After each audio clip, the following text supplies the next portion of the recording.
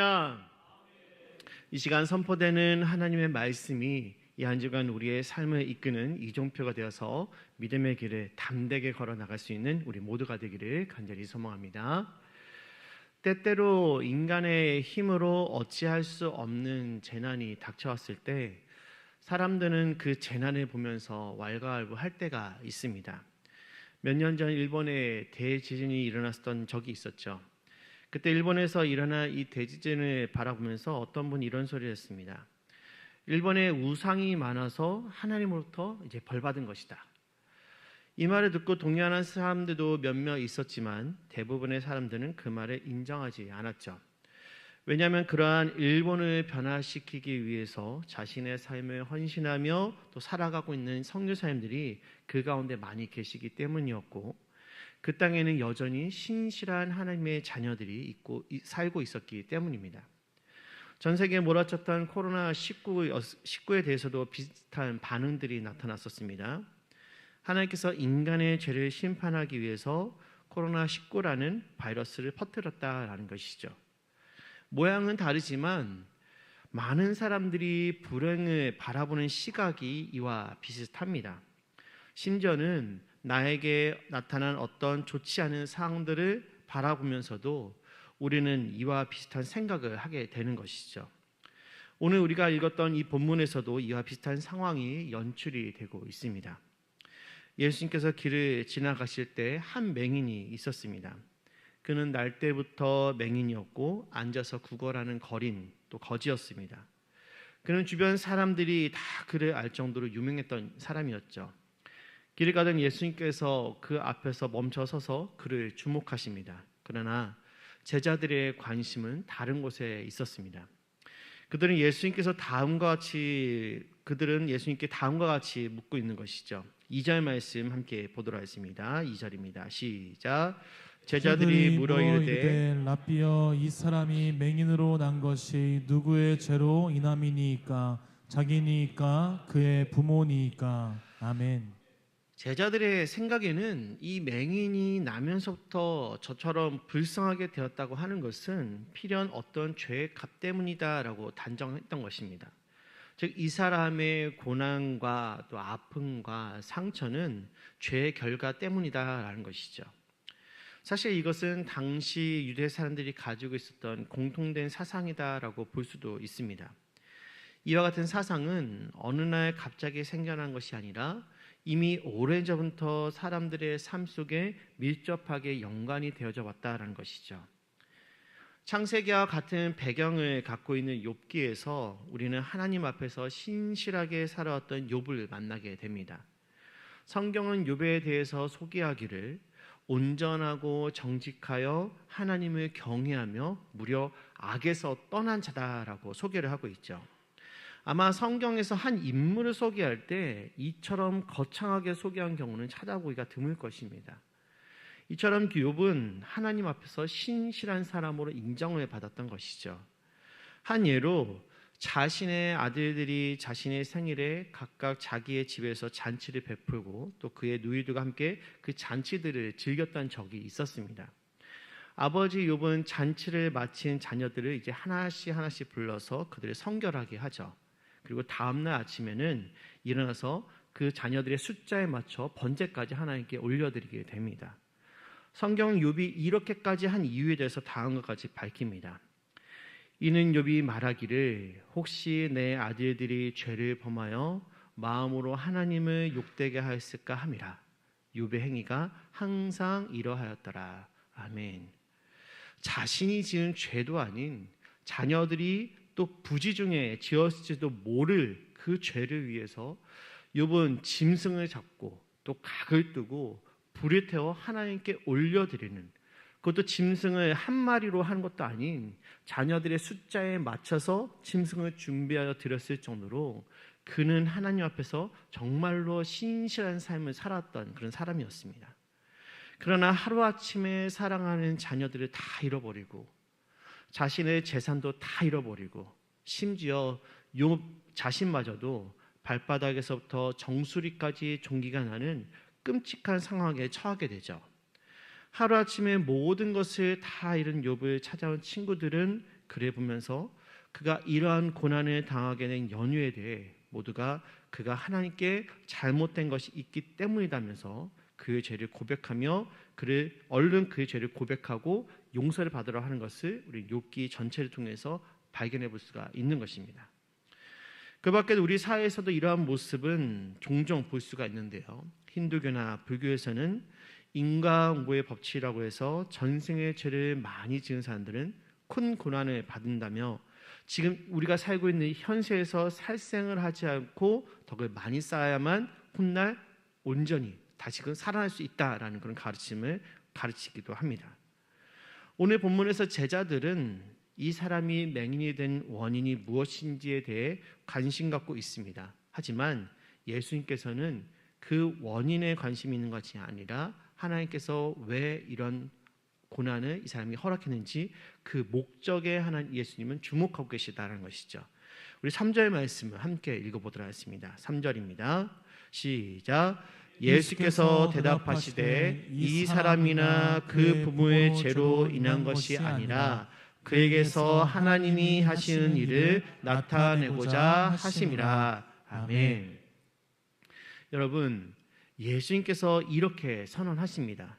이 고난은 죄 때문이 아니다.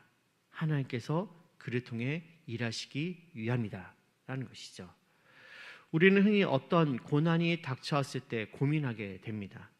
하나님은 왜 나에게 이런 고난을 허락하신 것일까? 하나님께서 나를 정말로 사랑하신다면 왜 우리 가정에 이렇게 힘든 일들이 끊이지 않고 계속되는 것일까? 라고 고민하게 되는 것이죠. 이러한 고민이 오랫동안 지속이 되면은 결국 하나님을 원망하고 하나님을 떠나게 되는 사람들도 생겨나기 마련입니다. 하지만 예수님은 이런 고난이 오히려 하나님이 하시는 일을 나타내고자 하심이다라고 오늘 본문을 통해서 분명하게 밝히고 있습니다. 하나님에게는 이 사람을 향한 특별한 계획과 관심이 있다라는 것이죠. 고난은 어떤 행동에 대한 저주의 결과가 아니라 하나님의 축복의 과정일 뿐이라는 것입니다. 마찬가지로 하나님께서 오늘 저와 여러분들에게 특별한 계획과 관심이 있는 줄로 믿습니다. 그렇기 때문에 하나님은 고난 가운데 있는 우리를 가만히 내버려 두시지 않으시고 오히려 그 고난조차도 우리를 향하신 하나님의 계획의 일부분으로 모든 시간이 지난 후에 우리는 하나님께 감사하게 될 것이죠. 세상 사람들의 관점은 인과응보적입니다. 어떤 사람의 불행이든 나의 불행이든 안 좋은 일이 생기면 내가 뭔 잘못을 했길래 혹은 그 사람이 뭔가를 잘못했으니 그런 나쁜 일이 생긴 거다라고 생각할 때가 많이 있는 것이죠. 문제는 이러한 생각이 불신자들 뿐만이 아니라 우리 예수를 믿고 있는 성도들 가운데서도 자주 이런 생각을 한다는 데 문제가 있는 것입니다. 그때 첫 단추를 잘못 끼워서 그런 거야. 그때 내가 하나님 말씀에 불순종해서 이런 불행을 당하게 된 거다라고 생각하면서 현재 나타나는 모습의 원인이 나 자신의 잘못된 선택에서 시작되었다라고 생각을 하는 것이죠. 또는 다른 곳에서 원인을 찾기도 합니다. 예를 들면 부모님 때문에 또는 어려운 가정 형편 때문에 남편 또는 아내를 잘못 만나서 결혼을 잘못해서 등등 내가 아닌 다른 대상으로부터 그 원인을 찾기도 하는 것이죠. 특히 타인을 향한 이 관점은 교회 안에서도 성도 가운데서도 고난을 바라볼 때 분명히 뭔 잘못을 했기 때문에 이렇지라는 인과응보적인 사상을 가지고 나타나는 경우가 많이 있습니다. 사랑하는 성도 여러분, 우리 하나님께서 그렇게 째째하신 분이실까요? 우리를 구원하시기 위해서 자기 아들이 하나밖에 없는 독생자 예수님을 우리에게 보내주신 그 하나님께서 우리가 11조 지키지 않았다고 주일 성소 제대로 하지 않았다고 우리에게 벌을 내리시고 우리가 갖고 있는 모든 재물을 다 가져가 버리시고 그러신 분이실까요? 만약 하나님께서 이런 인과응보적인 방식으로 움직이셨다면 여기 있는 어느 누구도 제대로 성한 곳이 있는 분은 아무도 없을 것입니다. 아니 이 세상 가운데 살아 있을 수도 없는 것이죠. 하나님은 인간이 겪는 고난을 인간적인 생각으로 보시지 아니하십니다. 그렇기 때문에 성도는 자신이 겪고 있는 고난과 고통에 대해서 다른 시각으로, 바른 시각으로 바라볼 수가 있어야만 하는 것이죠. 하나님은 무조건 저주를 주시거나 징계하시는 분이 아니십니다. 인생 가운데 찾아오는 불행이 반드시 죄나 불신, 깨어진 관계들이나 부족한 믿음 때문에 비롯된 것이 아니란 것입니다. 오히려 그보다 하나님께서 하나님의 뜻과 일을 드러내기 위함이 더 크다라고 성경은 오늘 말하고 있는 것이죠. 그러므로 우리는 고난을 어떻게 바라보아야만 하는 것일까요? 이 고난을 통해 하나님께서 하신 일을 우리를 바라보고 기대해야만 하는 것입니다. 시련을 통해 오히려 하나님의 섭리와 사랑과 은혜를 더 많이 깨닫게 되는 수가 더 많이 있다는 사실을 알고 나에게 닥친 시련과 고난을 오히려 하나님을 더 깊이 알아가는 과정으로 여겨야 한다라는 것이죠. 제가 개인적으로 좋아하는 말씀 중에 이런 말씀이 있습니다. 예레미야 29장 11절 말씀인데요. 이 말씀 우리 같이 한번 읽어보도록 하겠습니다. 시작. 여호와의 말씀이라. 평안이요 재앙이 아니니라. 너희에게 미래와 희망을 주는 것이니라. 아멘. 남유다가 아수르에 의해서 멸망을 당했을 때 그들은 당황했습니다. 왜 하나님의 선택을 받은 민족인 우리가 멸망을 당하게 된 것인가? 그리고 왜 우리는 이방 민족의 포로로 이렇게 고난과 어려움 가운데 살아가야만 하는 것인가? 단순히 우리가 겪고 있는 고난과 그 고통을 넘어선 자신의 민족이 없어진 상태에서 던지는 질문이죠.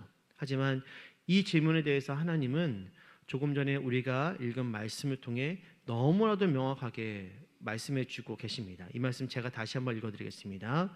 여호와의 말씀이라. 너희를 향한 나의 생각은 내가 아나니 평안이요 재앙이 아니니라. 너에게 미래와 희망을 주는 것이니라. 아멘. 너희가 겪고 있는 고통이 재앙이 아니라 평안이다라고 하나님은 말씀하고 계시는 것이죠. 더 나아가서 소망이 없는 세상에서 미래와 희망을 주는 것이라고 하나님은 선포하고 있는 것입니다. 마찬가지입니다. 저와 여러분들을 향한 하나님의 생각은 장래의 미래와 희망을 주기 위함이다라는 것이죠. 여러분, 미래와 희망은 어떠한 자들에게 있는 것일까요? 그것은 현재의 삶에 만족하며 행복해하며 감사할 줄 아는 자들에게만 주어지는 특권입니다. 현재의 삶에 만족하지 못하며 행복할 줄 모르고 감사할 줄 모르는 사람들에게 미래는 없는 것이죠. 희망은 사치입니다. 그러나 여호와 하나님께서 선포하시는 이 말씀은 비록 지금 너희들이 이런 고난 가운데 있을지라도 그것은 재앙이 아니라 평안이며 미래와 희망을 주려는 하나님의 큰 계획이 있다라는 사실인 것이죠. C.S. 루이스는 그의 제 고통의 문제에서 고난은 하나님의 목소리를 들려지는 확성기다라고 말했습니다. 이 고난을 통해 하나님께서 하실 말씀이 확실히 있다는 것이죠. 평소 무탈한 일상 중에는 하나님의 음성이 희미하고 미세하게 들릴 수밖에 없지만 시련과 고통이 덮치게 되면 하나님께서 우리를 향해서 마치 메가폰을 들고 말씀하신 것처럼 하나님의 그 음성이 확실하게 들려온다는 것입니다. 그 결과 성도는 하나님을 더욱 의식하고 그렇게 하나님의 인도하심을 받게 되는 것이죠.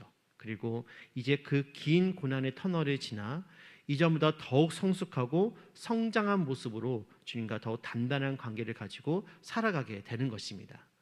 그러므로 성도는 고난 가운데서 하나님께 이렇게 질문을 해야만 합니다. 주여, 이 일을 통해서 주께서 하시고자 하는 일이 무엇입니까? 주여, 제가 이 시험을 이길 수 있도록 저를 불쌍히 여기사 힘을 허락하여 주옵소서. 저와 여러분들이 고난 앞에서도 이런 의연한 자세로 주님 앞에 나아갈 수만 있다면 이 고난은 더 이상 고난이 아닌 내가 성장하게 되는 성장통이 될 줄로 믿습니다.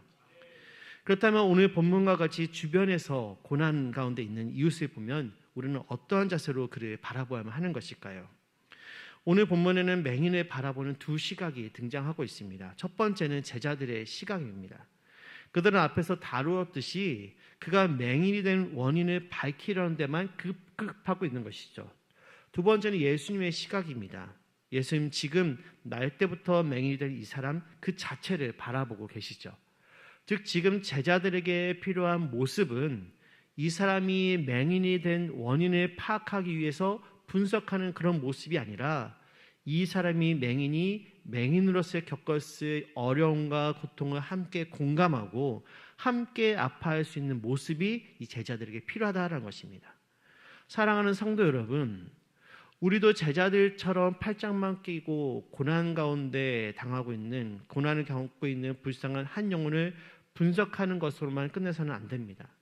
너를 향한 하나님의 계획이 있을 거야 라고 말로만 위로해서는 안 된다는 것이죠. 제자들은 지금 불쌍한 한 영혼을 팔짱 끼면서 바라보고 있습니다. 그리고선 신학적인 논쟁, 이념 논쟁하기 바쁜 것이죠. 하지만 예수님은 이런 소모적인 논쟁에는 관심이 없으십니다.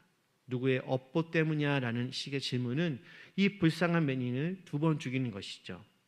제자들과 달리 예수님은 이 사람에게 실질적인 필요를 오늘 채워주고 있습니다. 여러분, 지금 맹인에게 필요한 것이 무엇일까요? 바로 그는 온전히 바라보는 것, 그것이 이 사람에게 필요한 것이죠. 그래서 오늘 예수님은 그를 위해서 하나님의 일을 하고 있는 것입니다. 침을 뱉어서 진흙을 이겨 맹인 눈에 바르고 실로암 못으로 가서 씻으라고 이제 그에게 명령합니다. 실로암은 오늘 본문에서 소개하고 있는 것처럼 보냄을 받았다라는 그런 뜻을 갖고 있죠. 이 실로암 못은 남유다의 히스기야 왕이 건설했던 못입니다. 히스기야 왕의 일꾼들은 예루살렘 밖에 있었던 기드론 골짜기에 있는 이 기온샘에서부터 지하 터널을 길게 만들어서 이 터널을 통해 예루살렘 성벽 안에 있는 실로암 못으로 이 물이 자연스럽게 송수가 될 수 있도록 만들었습니다. 실제로 나중에 예루살렘 성이 포위를 당하게 되었을 때 성 안에 사람들이 성을 나갈 수 없어도 항상 신선한 물을 얻을 수 있었던 것은 실로암 못까지 연결되었던 이 지하 터널 때문이었죠. 이 때문에 성 안의 사람들은 포위된 그 상황 속에서도 오랜 시간 동안 버틸 수가 있었고 견딜 수가 있었던 것입니다. 그러므로 실로암 못은 생명을 상징하는 그런 물인 것입니다. 하나님으로부터 보냄을 받은 예수님은 보냄을 받았다라는 의미가 있는 실로암으로 오늘 맹인을 보내십니다. 보냄을 받은 예수님이 하나님께 순종했듯이 보냄을 받은 맹인이 예수님의 말씀대로 순종하자 오늘 기적적으로 그의 병이 치유가 되게 되는 것이죠. 생전 처음 만난 사람이 진흙을 자신의 눈에 바를 때 여러분 그는 무슨 생각을 했을까요? 또 맹인은 실로암으로 가면서 어떤 생각을 하게 되었을까요? 얼굴에 진흙을 잔뜩 묻히고 종종 걸음으로 실로암까지 어기적 힘들게 걸어가던 그 모습은 주변에 있던 많은 사람들에게 굉장히 우스꽝스러운 모습이었을 것입니다. 어쩌면 맹인은 실로암까지 가는 길에 자신을 향하여 사람들이 웃고 조롱하는 말을 들었을지도 모르는 것이죠. 하지만 그는 오늘 묵묵히 예수님의 말씀에 순종했습니다. 상식적으로는 말이 안 되는 예수님의 그 명령이었지만 그는 그 말씀에 순종하고 있는 것이죠. 그리고 그 결과 그는 누구도 고치지 못했던 자신의 문제가 해결되는 것을 체험하게 됩니다. 사랑하는 성도 여러분, 믿음이란 단순히 감정적으로 동의하는 것이 아닙니다. 그분을 내 인생의 주인으로 모시는 것이 바로 믿음인 것이죠. 이 세상의 논리로 설명할 수는 없지만 그냥 시키는 대로 순종하는 이 단순한 원리가 믿음인 것입니다. 예수님을 의지하겠다는 그 행동의 표현이 믿음인 것이죠. 때로는 그런 우리들의 그 모습이 오늘 이 우스꽝스러운 맹인처럼 어리석어 보이기도 하면서 사람들은 그런 우리를 보며 조롱하고 비웃고 손가락질 할지도 모릅니다. 하지만 그럼에도 불구하고 예수님께서 원하시는 것은 예수님께서 말씀하신 그 길을, 또 생명의 길을 묵묵히 걸어가는 것이죠. 그것이 바로 믿음이다라는 것입니다. 부디 여러분들은 이 생명의 길을 과감하게 걸어갈 수 있기를 간절히 소원합니다. 우직하게 이 믿음의 길을 걸어가십시오. 그리고 약속된 하나님의 축복을 누리는 우리 모두가 되기를 소망합니다. 2020년에 사과로 유명했던 경북 지역에 엄청난 우박이 내렸던 적이 있었습니다. 한창 수확철인 6월에 내린 이 우박으로 도내의 거의 모든 사과 농장이 피해를 보게 되었죠. 피해를 입었던 사과만 모아보니까 약 7만 톤이나 될 정도로 엄청난 양이었습니다. 하지만 대부분의 사과가 우박을 맞은 쪽만 살짝 흠집이 났을 뿐 맛이나 품질에는 별다른 문제가 없었기 때문에 이 농민들의 마음은 더 안타까웠던 것이죠. 그런데 폐기된 사과를 보는 사람들마다 이렇게 한마디씩 던지는 것입니다. 사과가 파인 부분이 마치 웃는 것 같네? 그 말을 듣고 보니 정말로 그렇게 보이는 거예요. 사과에 살짝 들어간 부분이 마치 사람이 웃을 때 보는 그 보조개처럼 보이기 시작했던 것이죠. 그래서 경북의 이 농민들은 이 사과를 그냥 다 폐기 처분할 것이 아니라 값을 거의 절반으로 낮추고 하늘이 만든 보조개 사과라는 그런 이름을 붙여서 판매를 시작해 보았습니다. 재미있는 스토리에 가격은 싸고 품질도 거의 차이가 없는 데다가 농민들까지 도울 수 있어서 사과는 불티나게 팔리기 시작을 하죠. 처음에는 농협에서 운영하는 마트에서만 풀리던 이 물건이 나중에는 강남 백화점에까지 들어갈 정도로 큰 인기를 끌게 됩니다. 사랑하는 성도 여러분, 때로는 이해할 수 없는 어려움이 더 나은 상황과 결과를 만들기도 합니다. 감당하기 힘들다라고 여겨지는 고난과 시험이 우리의 삶 가운데 찾아온다 할지라도 끝까지 주님만 의지하며 포기하지 않는다면, 주님의 그 옷자락을 붙잡고 끝까지 믿음으로 걸어가기만 한다면 결국에 우리는 하나님의 크신 뜻을 깨닫게 되는 것이죠. 그래서 사도 바울은 고난 가운데 있었던 성도들을 향해서 다음과 같은 글을 쓰면서 그들을 권면하고 위로하였습니다. 로마서 8장 18절 말씀인데요. 제가 읽어드리도록 하겠습니다. 생각하건대 현재의 고난은 장차 우리에게 나타날 영광과 비교할 수 없도다. 아멘. 혹시 지금 고난과 괴로운 가운데 어찌할 바를 몰라서 방황하고 계시는 우리 성도님들이 계십니까? 오늘 나는 말씀처럼 지금의 힘들고 어려운 점들이 장차 우리에게 나타날 영광과는 비교할 수 없다는 사실을 우리 마음 가운데 심을 수 있기를 간절히 소망합니다. 그리고 사랑의 주님이 여러분들의 어떤 행동의 결과로 지금 이 고난을 주신 것이 아니라 축복의 과정으로서 지금 이 고난을 허락하셨다는 사실을 잊지 마시고 끝까지 주님만을 신뢰하며 나아가는 우리 모두가 되기를 다시 한번 소망해 봅니다. 두려워하지 마시고 당당하게 묵묵히 그 길을 주님과 함께 걸어가십시오. 하나님께서 여러분들을 사랑하시고 여러분들의 아픔과 필요를 아시며 또 위로하시고 새 힘을 공급하여 다시 일으켜 세워주실 줄로 믿습니다.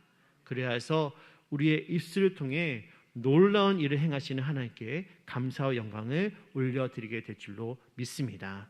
우리 한 주간 이런 믿음과 소망을 가지고 담대하게 믿음의 삶을 살아가는 저와 여러분 되기를 다시 한번 간절히